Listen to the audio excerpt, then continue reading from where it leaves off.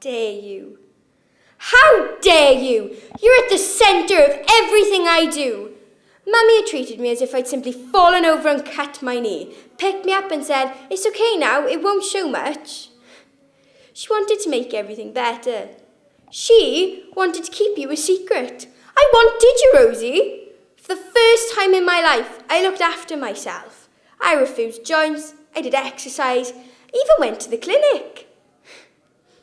It's a girl. After you'd gone, I tried to lose that memory. Graham, your father, he couldn't be there the day you were born. He had to be up in Liverpool. He loved me, and he loved you too, Rosie. You must believe that. But he was married. He said he'd leave his wife, but I knew he wouldn't. There were children, and the youngest were only 4. We agreed separate lives. I wanted to bring you up, so he sent money. I remember taking you to the park once and seeing them there, across the lake. He was buying the kids ice cream, and his wife was taking a photo. I think they live somewhere up in Leeds now. I remember seeing his name in The Guardian, an article about his photographs.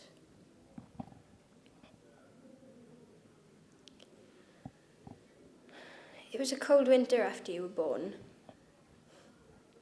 There were power cuts. I couldn't keep the room warm.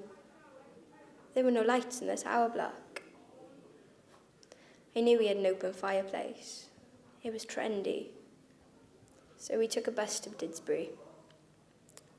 The big gardens, the pine kitchens, made such a change from the concrete. I rang the bell, and a Punjabi man answered. Said he was sorry, but they'd moved.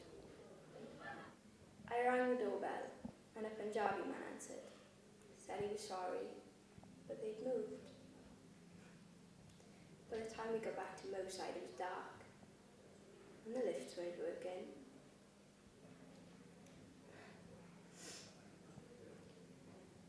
That was the night. That was the night I rang Mummy and I asked her. I tried, Rosie. I really did. But it doesn't matter how much you succeed afterwards. Once you failed once, I kept waking in the night to feed you. A week in the flat.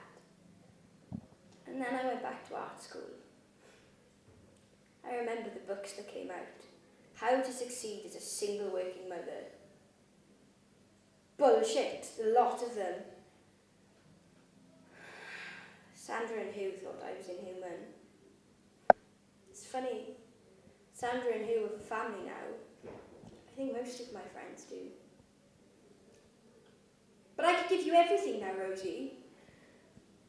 Rosie?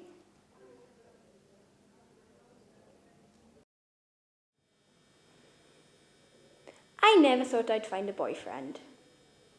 I never thought I'd find somebody I care about enough to want to date, let alone even marry. I always thought I was going to go through life pitifully alone. But you know, when I stopped searching, one kind of just fell into my lap. Ralph had been my friend through all my college years.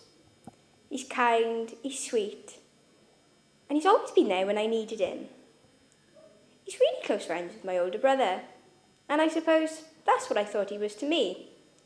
An older brother, a twin even. His birthday is exactly 4 months before mine. February 23rd, June 23rd. It's like it was destiny that we were supposed to be friends. So after 2.5 years of being just that, something happened. Something horrible. Something really stupid. And it was something we could have prevented. Ralph got run over. Now you jump up and are like, oh my gosh, is he okay? But you've just got to let me tell the story.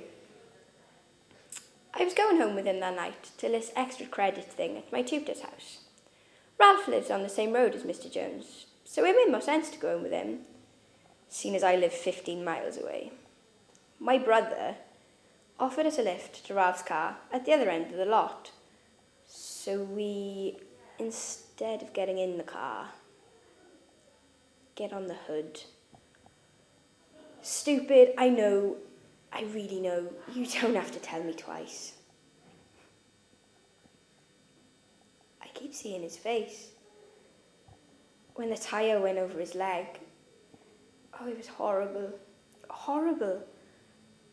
I don't think I've ever cried so much in my life. I was so scared.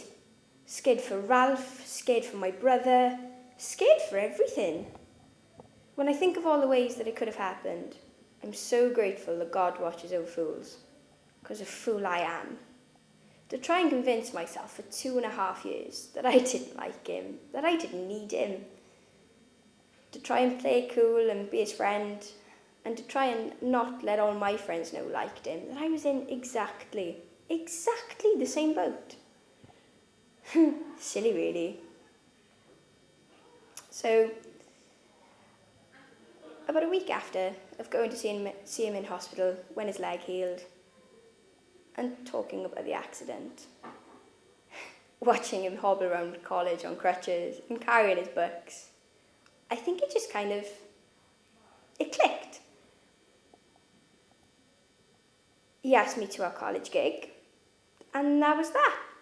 A week later, he asked me out, and here we are now, seeing the facts, and what everybody had told us to just get it over with.